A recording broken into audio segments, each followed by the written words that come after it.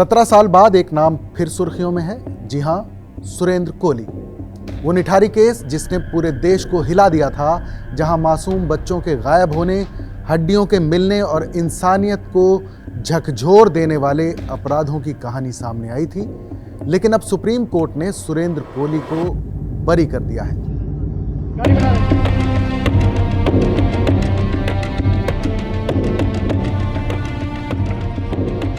अदालत के मुताबिक पुलिस जांच में खामियां थी, सबूत कमजोर थे और कानूनी प्रक्रिया का पालन नहीं हुआ।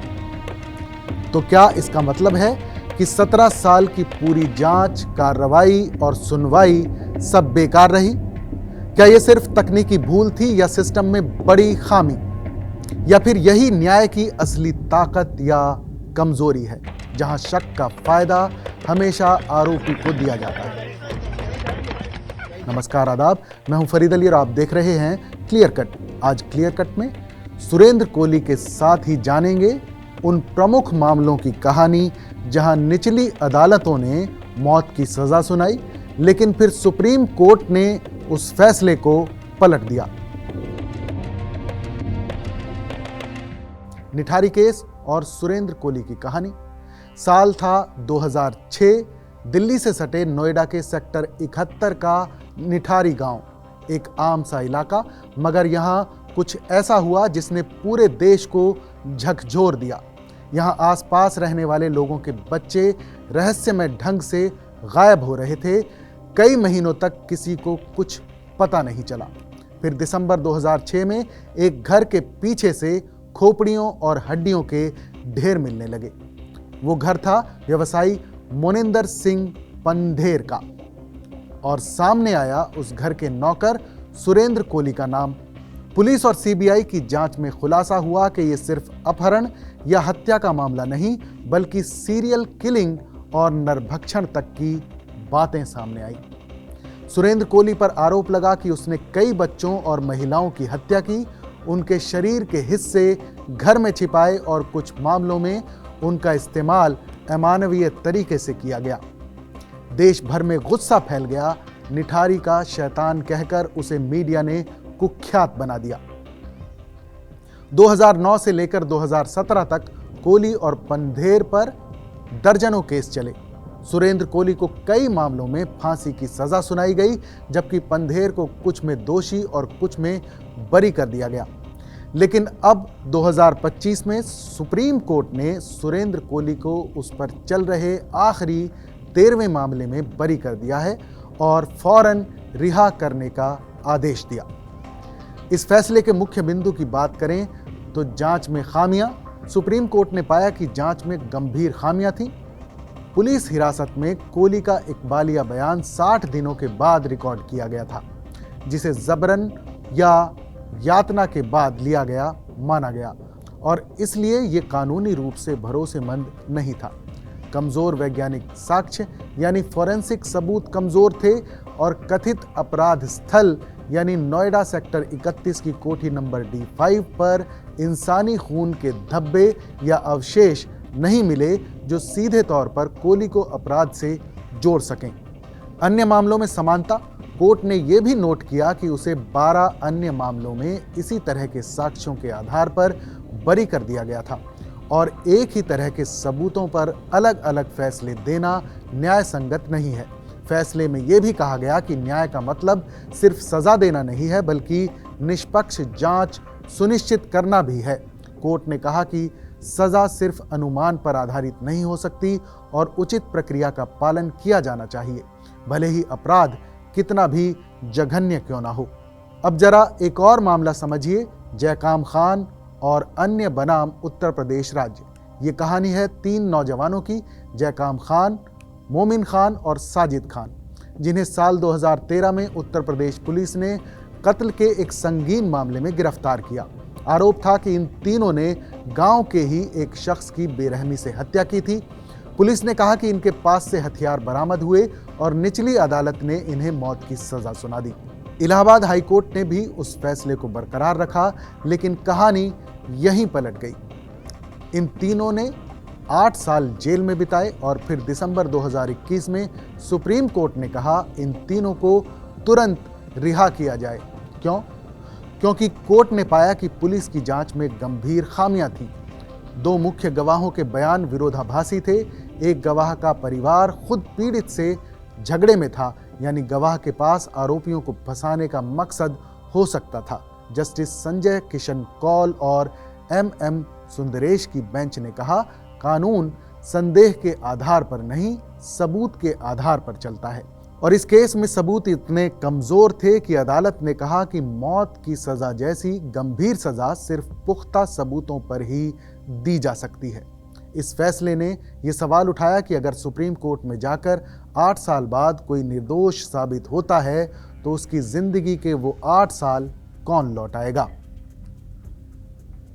अब बात करते हैं छत्तीसगढ़ के एक ऐसे मामले की जहां एक 80 साल के बुजुर्ग को निचली अदालत ने मौत की सजा दी। मामला था हत्या का और नाम था छन्नू लाल वर्मा। साल 2012 में छत्तीसगढ़ के बलौदाबाजार जिले में छन्नू लाल वर्मा पर आरोप लगा कि उसने अपनी बहू का कत्ल कर दिया। मामला तब सामने आया जब बहू की लाश घर के अंदर मिली और पुलिस ने शक के आधार पर ससुर को गिरफ्तार कर लिया।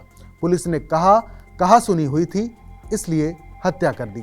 लेकिन इस केस में कोई चश्मदीद गवाह नहीं था, कोई ठोस वैज्ञानिक सबूत नहीं था और पूरा केस परिस्थितिक सबूतों यानी सर्कमस्टेंशियल एविडेंस पर टिका हुआ था। फिर भी सेशन कोर्ट ने छन्नू लाल को फांसी की सजा सुनाई।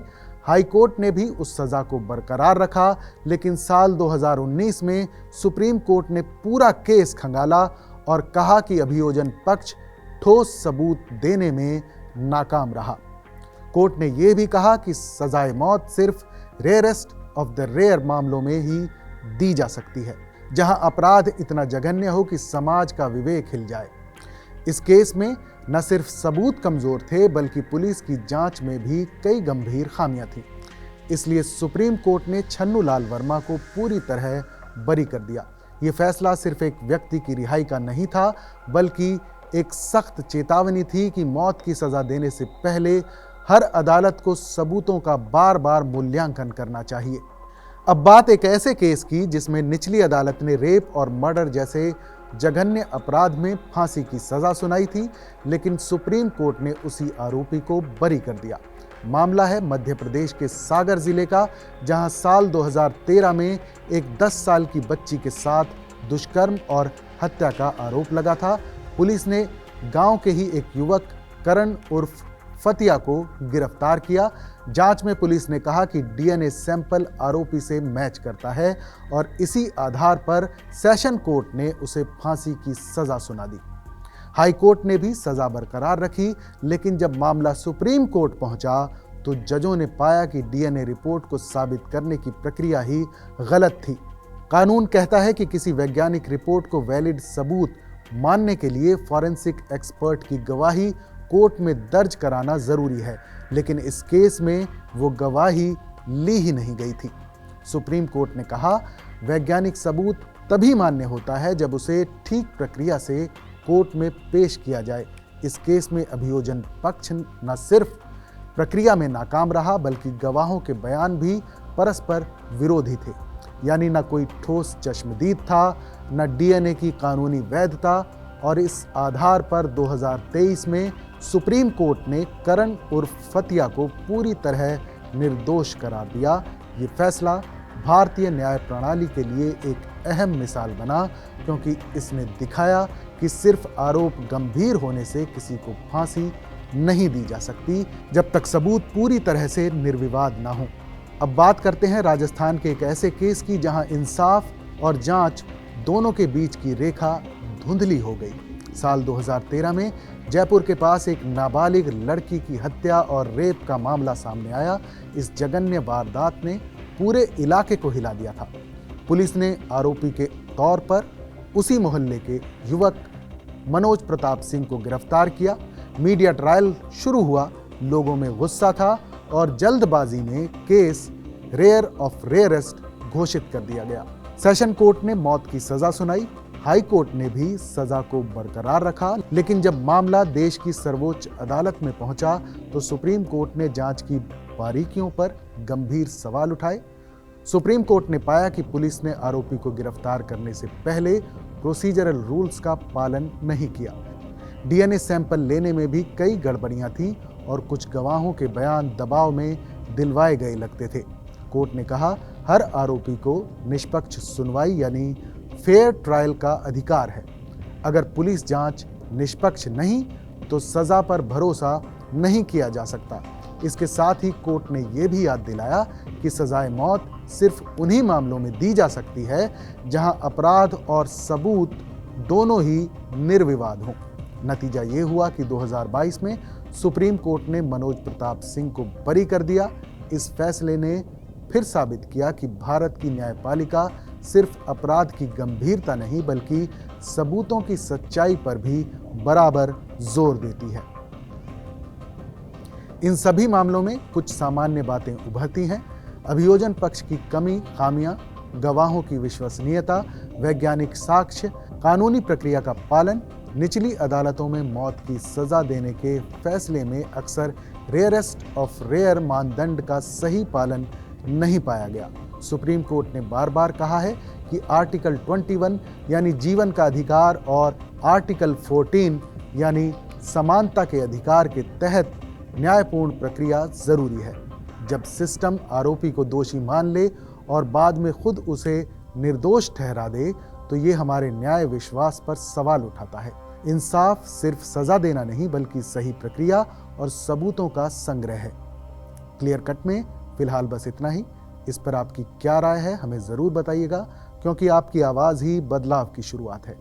फिर मिलेंगे एक और नई कहानी, नए मुद्दे के साथ। तब तक देश और दुनिया की तमाम बड़ी खबरों के लिए देखते रहिए TV9।